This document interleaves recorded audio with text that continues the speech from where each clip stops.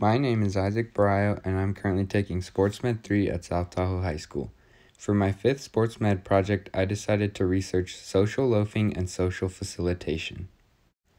The first thing that I'll be presenting in this video is social loafing. Social loafing is when a person exerts less effort to achieve a certain goal when they work in a group versus when they are working individually. There are many things that can cause social loafing. One of the biggest causes of social loafing is complex tasks. When people have to do complex tasks or tasks that don't come naturally to them, their performance can be impaired. Other factors that influence social loafing include expectations of coworker performances, evaluation potential, self-attention, and arousal reduction. If an individual expects their coworker to perform poorly on a certain task, they may reduce their own efforts to maintain equity within the group. Evaluation potential talks about how individuals may reduce their effort when working in a group.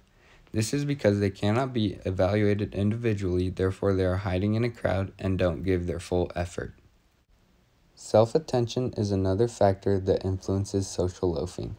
When working in a group, it can lead to a decline in self-awareness of an individual. This causes a person to become less aware of their task contribution within a group. The final factor that I included in my presentation is arousal reduction. Arousal reduction is when the presence of other coworkers in a group reduces an individual's motivation to perform a certain task. The next thing I'll be talking about in social loafing is something that's called the Ringelmann effect. The Ringelmann effect was a study done by French agricultural engineer Max Ringelmann in 1913. Ringelmann was interested in seeing under what conditions draft animals such as horses and ox were more or less efficient. He decided to do his tests on men as well to see if there was any difference between draft animals and men. What he found in his rope pulling experiment was that as the number of members in a group increased, the effort level of each individual decreased. By using a dynamometer, Ringelmann was able to record the maximum pulling effort of each individual and group. What he was able to find was that individuals pulling a rope exerted a force of 85.3 kilograms per person. When pulling in groups of 7, they were able to pull at a mean force of 65 kilograms per person, and groups of 14 were only able to pull at 61.4 kilograms per person. What he was able to find through his research were two explanations for why there was a decrease in motivation and effort. The first explanation is known as the free rider effect. This is where, as a group size increases, so does an individual's belief that other group members will be able to successfully accomplish the task at hand, which leads to a decrease in effort. The second explanation is known as the sucker effect. This is where an individual believes that the other group members are not putting forth their best efforts. As a result, the individual will also reduce his or her effort. If you are experiencing social loafing or have a team or group that is experiencing social loafing, there are ways to reduce it. The first way is going to be by establishing individual accountability. This means making sure that all the group members feel that they are being evaluated individually. This can increase identifiability, which tends to decrease social loafing. The next way is by minimizing free riding. This means making sure that each individual is doing their shared amount of work. When individuals can't free ride, it leads to more responsibility and decreases social loafing. The third technique is by assigning distinct responsibilities. When each individual feels that they have clear goals, it helps them to be more productive and it decreases social loafing. Just make sure that the goals are attainable. They shouldn't be too easy, but they also shouldn't be too hard. The final way to reduce social loafing is by encouraging team loyalty.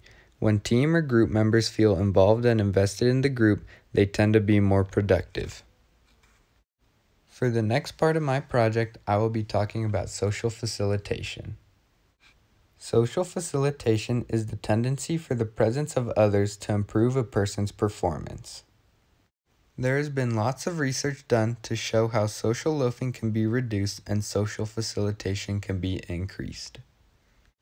Studies have shown that athletes working within a close team are less likely to loaf. It has also shown that previous experience in team sports eliminates the effect of social loafing.